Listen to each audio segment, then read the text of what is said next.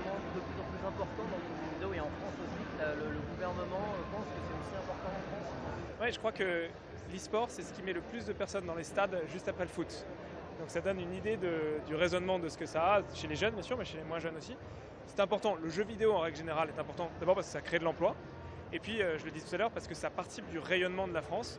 Quand en France, on a des entreprises qui vendent des jeux vidéo dans le monde entier, on a Ubisoft, on a Vodou. Quand on est en France, on a des champions de l'e-sport.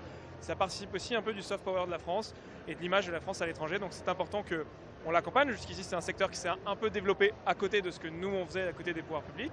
Il y a bien sûr des questions qui peuvent se poser en matière d'addiction, en matière de limitation de l'usage et de ce qu'en font les jeunes. Mais si on arrive à trouver ce juste équilibre, on peut en faire un vrai atout de la France dans le paysage culturel mondial. On aura du e-sport au JO à Paris. Alors c'est pas moi qui décide, puisque c'est une décision en tout cas des instances olympiques internationales. Je pense qu'il faut profiter en tout cas de JO à Paris pour faire en sorte qu'on fasse cette relation sport-e-sport, qu'on montre qu'en fait il y a des e-sportifs qui ont vraiment un statut quasiment de sportif de haut niveau aujourd'hui, et puis qu'on en profite pour faire rayonner la France à la fois dans le domaine du sport, c'est normal, et puis aussi dans le domaine de l'e-sport, profiter de ce focus qui sera fait sur ce qui se passe en France en 2024 pour d'ici là faire rayonner la France dans le monde entier. Au-delà de l'e-sport, la France est un grand acteur du jeu vidéo. Comment est-ce qu'on fait pour convaincre nos talents de rester encore chez nous, de continuer à produire des jeux vidéo en France et ailleurs? Il faut d'abord créer l'écosystème qu'il y a d'entreprises, d'entrepreneurs, d'investisseurs de jeux vidéo en France. Il y a eu le crédit d'impôt jeux vidéo qui a été fait en 2016. Nous, on continue à le prolonger. On s'engage à ce qu'il soit maintenu. On voit que ça a permis de créer une ébullition incroyable dans le monde du jeu vidéo en France. Je crois que la moitié des studios ont moins de 5 ans.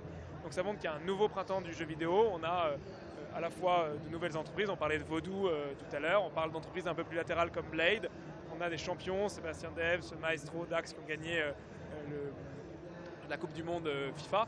Et donc, il faut continuer à faire en sorte qu'on puisse garder ces talents-là. Et puis après, ça rappelle tout ce qu'on doit faire dans le numérique pour faire en sorte que les entreprises soient ici, qu'elles aient l'écosystème de développeurs, l'écosystème de financeurs, qu'il y ait plus d'argent qui soit investi dans le numérique. Tout ça vient dans une stratégie globale pour faire en sorte que ce nouveau monde, cette nouvelle économie, permette à la France de créer des emplois et puis de tirer son épingle du jeu dans la compétition mondiale. Vous êtes un joueur, ouais? Moi, j'ai fui un joueur, alors j'ai plus du tout le temps. J'ai joué à Call of Duty et à FIFA. J'étais un grand joueur de FIFA, enfin un grand joueur. C'est un peu difficile de le dire ici où il y a des professionnels. Non, j'ai été un très grand joueur dans mes années d'école. J'ai un peu moins le temps, malheureusement. Mes enfants sont un peu jeunes, mais quand ils grandiront, peut-être que le virus me reprendra. Vous allez profiter de la soirée pour rattraper un peu le temps perdu. Alors, il y a 2 ans, j'étais venu, puis j'avais gardé un petit temps pour aller faire de côté quelques petites parties de FIFA. D'ailleurs, j'avais monopolisé une console, je m'étais fait engueuler par des visiteurs. Bon, ce soir, malheureusement, j'ai pas l'opportunité, mais bon, je continue à suivre attentivement ce qui se passe. Répondez à ceux qui disent que le e-sport, c'est pas du sport. Il faut qu'ils s'y mettent, qu'ils viennent voir, qu'ils voient ce que c'est en termes de ferveur populaire, d'exigence pour les joueurs, à la fois d'entraînement, d'exigence physique, parce qu'il y a même des questions physiques. Je pense que ceux qui disent que l'e-sport n'est pas du sport feraient bien de regarder les choses de plus près, ou en tout cas n'ont jamais joué.